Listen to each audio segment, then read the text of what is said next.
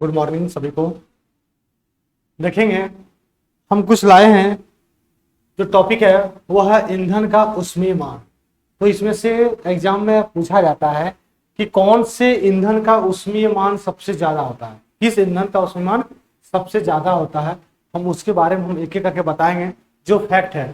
ठीक है, वैसे ईंधन तो हर स्टूडेंट को पता होगा ईंधन होता है क्या, फ्यूल किसको कहते हैं कि जिससे ऊष्मा की प्राप्ति होती है उसको कहते हैं ईंधन। ठीक है ना। तो यहाँ पे जो बात है कर रहे हैं हम लोग और किस चीज का बात कर रहे हैं कि ईंधन का जो मान होगा उसमें मान वह किसका सबसे ज्यादा होता है, और एग्जाम में यही पूछता है आपसे बार बार।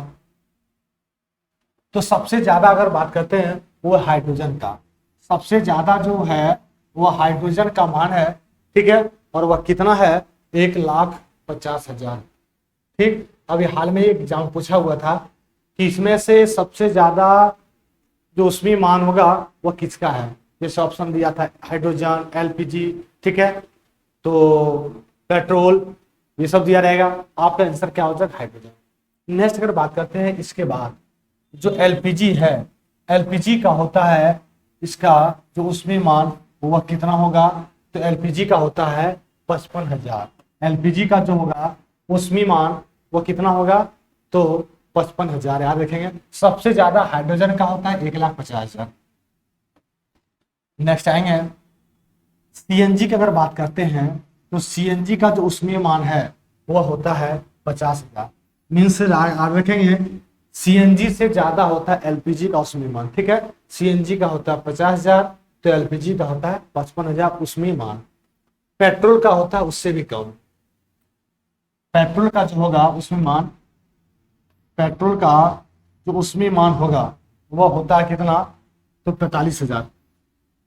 तो तीन तो आपको क्लियर हो गया होगा। पहले हाइड्रोजन को छोड़ देंगे, सबसे ज्यादा हाइड्रोजन 1,50,000, उसके बाद पता करेंगे एलपीजी का 55,000, सीएनजी का 50,000 और पेट्रोल का 45,000। अब नेक्स्ट आएंगे जो मिट्टी का तेल है,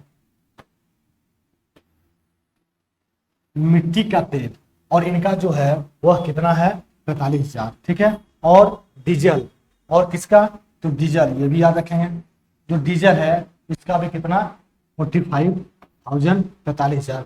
तो आपको यहां तक तो क्लियर हो गया होगा। तीन का 45,000 है, एक पेट्रोल, एक मिट्टी का तेल और एक डीजल। पेट्रोल, मिट्टी का तेल और डीजल, ये तीनों जो है वह 45,000 सेम है उसमें मान। आगे आइए कोयला, जो कोयला का बात करते हैं इसका उसमें मान कितना होता है, तो 25,000 से 33,000 के बीच होगा कोयला का। लकड़ी का जो उसमें मान होगा, लकड़ी का उसमें मान कितना होगा, तो 17,000 से 22,000 के बीच होगा। 17,000 से 22,000 के बीच होगा इसका, तो लकड़ी का।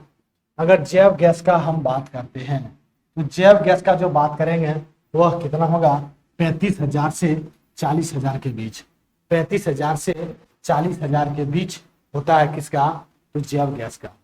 अगर गोबर गैस का बात करते हैं, ठीक है, गोबर के उपले जो भी रहेगा उसका कितना होगा, तो 6,000 से होगा 8,000 उसमें मान। तो ये जो था हर उसमें मान, आपका जो उसमें मान पूछेगा यह इससे बाहर नहीं आएगा, इतना तो गारंटी है। उसमें मान आप इसको बार बार रिवीजन कर लेंगे। ठीक है, उसमें मान आप रिवीजन कर लेंगे, हर एग्जाम में देखेंगे कहीं न कहीं आपको इस क्वेश्चन को आपको नजर पड़ ही जाएगा। तो सबसे ज्यादा उसमें मान किसका होता है, हाइड्रोजन का, एलपीजी, सीएनजी और पेट्रोल। तो एलपीजी का होता है सबसे ज्यादा 55,000, फिर सीएनजी का होगा 50,000, पेट्रोल का होता है 45,000। ठीक है, यानी ये तीनों में बात करते हैं एलपीजी, सीएनजी, पेट्रोल में, तो एलपीजी का सबसे ज्यादा, फिर होता है सीएनजी का, तब पेट्रोल। मिट्टी का तेल 45,000, डीजल, मिट्टी का तेल, डीजल और पेट्रोल, ये तीनों का तीनों होता है लगभग बराबर। कोयला का 25,000 से 33,000 होता है, लकड़ी 17,000 से 22,000 होगा, जैव गैस 35,000 से 40,000 होगा, जो कि गोबर का उपला जो होता है वो 6,000 से होगा 8,000। इतना आपको हो गया उसमें ईंधन पता। यही पूछता है बार बार एग्जाम में कि ईंधन का उसमें मान सबसे ज्यादा किसका होता है। कभी पूछ देगा कि पेट्रोल का कितना होता है, जैव ईंधन कितना होता है, गोबर का कितना होता है। ठीक है, तो इस सीएनजी का कितना होता है, ये सब याद रखेंगे। ठीक, हम कुछ लिखे हैं। एक फॉसिल फ्यूल क्या होता है, तो जितने भी प्राणी हैं उनके मृत अवशेषों से जो भी प्राप्त होगा उसको कहते हैं फॉसिल फ्यूल यानी जीवाश्म ईंधन। हिंदी में क्या उसको बोलेंगे? जीवाश्म ईंधन।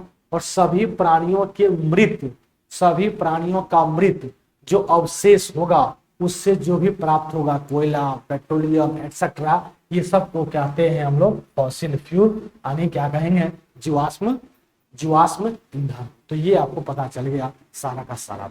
ओके।